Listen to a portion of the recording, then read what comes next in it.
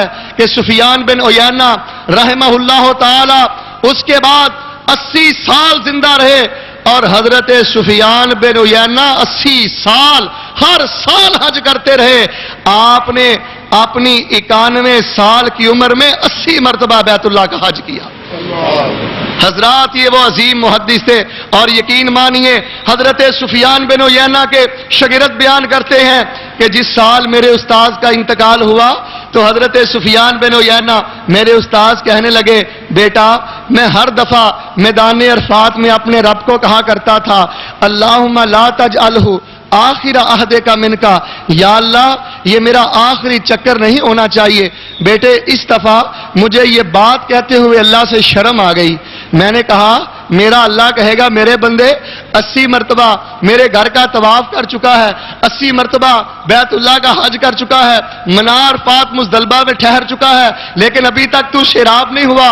سفیان بن عیینہ کہنے لگے، بیٹا اس دفعہ اللہ کو یہ بات کہتے ہوئے مجھے شرم آئی۔ اور جس سال حضرت سفیان بن عیینہ رحمہ اللہ تعالی نے اپنے رب کو یہ بات نہیں کہی، حضرت سفیان بن عیینہ اسی سال انتقال فرما گئے۔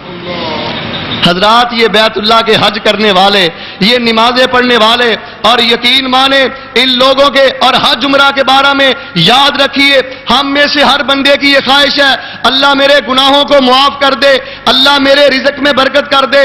جناب نے فرمایا تابعوا بین الحج والعمرہ وفی روایت ادیموا بین الحج والعمرہ۔ آپ نے فرمایا لوگو حج اور عمرہ ہمیشگی سے کیا کرو، حج اور عمرہ بار بار کیا کرو۔ جناب فائدہ کیا ہوگا؟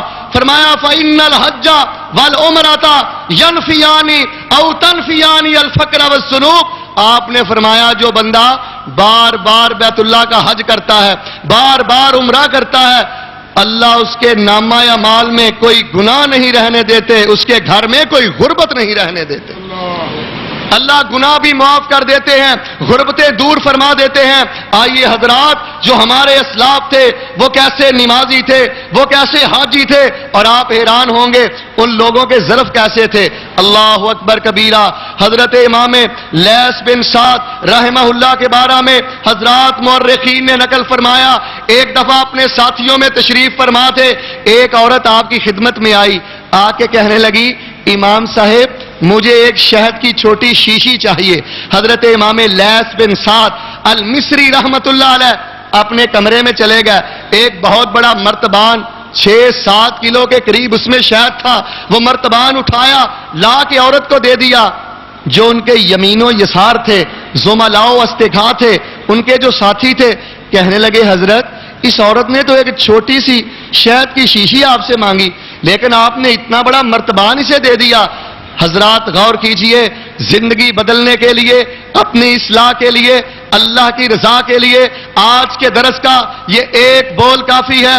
حضرت امام لیث بن سعد المصری رحمت اللہ علیہ فرمانے لگے، اللہ کے بندو یہ عورت آئی، اس عورت نے اپنی ضرورت کے مطابق مانگا ہے، ہم نے اپنے ظرف کے مطابق دیا۔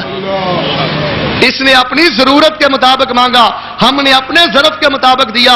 اور یاد رہے سنن النسائی میں رسول رحمت صلی اللہ علیہ وسلم کی یہ صحیح حدیث ہے، آپ نے فرمایا ایک شخص کے پاس ایک اس کا مسلمان بھائی آیا، اس نے آ کے اس سے پیسے طلب کیے، اس سے کپڑے طلب کیے، اس سے اپنی ضرورت طلب کی، اور نبی رحمت نے فرمایا وہ جس سے مانگا جا رہا ہے اس کے پاس پیسے موجود تھے، ضرورت کی چیز موجود تھی، آپ نے فرمایا لیکن اس نے نہیں دی، زائد چیز تھی، طاقت رکھتا تھا لیکن اس نے وہ چیز نہیں دی۔ آپ نے فرمایا کل قیامت کا دن ہوگا، اللہ تعالیٰ ایسے بدبخت کے گریبان میں اس کی گردن میں جہنم کا طوق پہنا دیں گے۔ حضرات آج ہم چکر دے کے، آج ہم گیڑے دے کے، آج ہم جھوٹ بول کے سمجھتے ہیں میں بڑا چالاک ہوں، میں بڑا ہوشیار ہوں، میں ذو لسانین ہوں، میری زبان بڑی تیز ہے۔ نہ حضرات جو ہمارے اسلاف تھے جن کے ہم روحانی بیٹے ہیں، 40 سال تک ان کی ایک نماز قضا نہ ہوئی، بیت اللہ کا 80 مرتبہ حج کرنے والے، اور ان کے ظرف کا عالم آپ سماعت فرما چکے ہیں۔ اور آپ حیران ہوں گے حضرت امام محمد بن منقدر رحمہ اللہ کے بارے میں حلیۃ الاولیاء میں موجود ہے، آپ اتنے بڑے حدیث کے امام تھے حضرات، غور کیجئے، جب اپنے گھر میں تشریف لاتے کانا یزاؤ جبہتہ علی قدمی امہ، حضرت امام محمد بن منکدر رحمہ اللہ جب اپنے گھر میں تشریف لاتے تو اپنے چہرے کو اپنی ماں کے قدموں میں رکھ دیتے، اپنی ماں کے قدموں میں رکھ دیتے، اور ماں کو کہتے میری اماں میرے چہرے پہ اپنے پاؤں کو رکھو، میرے چہرے پہ اپنے پاؤں کو ملو، تاکہ عرش والے رب کو پتہ چل جائے اگر تیرا بیٹا حدیث رسول کا امام ہے تو اپنی ماں کا فرما بردار بھی ہے۔ حضرات، آج ہماری زبان کے شر سے ہمارے اپنے محفوظ نہیں، رشتہ دار محفوظ نہیں۔ اس کی وجہ یہ ہے ہم نے نہ کبھی خود اسلاف کی سیرت پڑھی، نہ ہم نے اپنے بچوں کو پڑھائی۔ آئیے دعائیں کیا کریں، یا الہی میرے بیٹے کو وقت کا امام بخاری بنا دے، یا اللہ میرے بیٹے کو وقت کا امام احمد بن حنبل بنا دے، میرے بیٹے کو وقت کا عبداللہ بن مبارک بنا دے، میرے بیٹے کو وقت کا امام مالک بنا دے۔ اور یہی حضرت محمد بن منکدر رحمہ اللہ جو ہمارے اسلاف تھے، ان کے گھر کا نظام کیسا تھا آپ حیران ہوں گے۔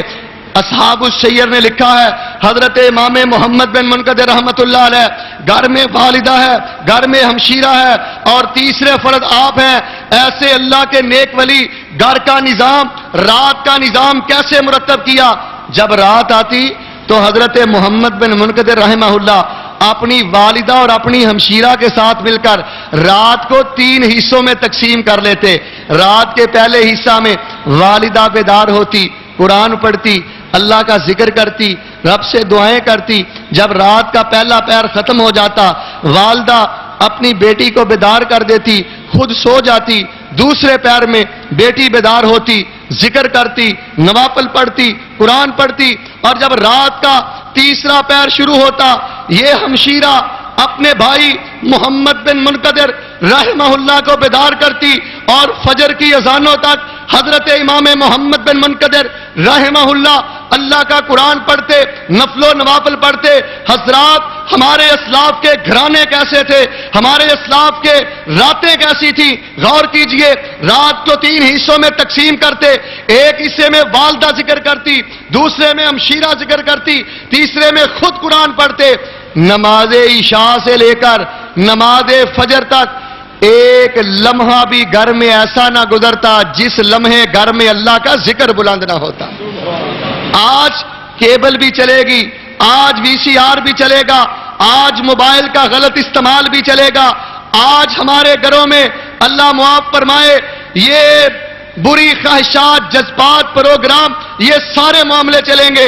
روزہ بھی ہوگا، سحری بھی ہوگی۔ حضرات، ہمارے اسلاف وہ تھے کہ جنہوں نے گناہوں سے بچ کے اپنے رب کو راضی کیا، اپنے رب کا قرب حاصل کیا۔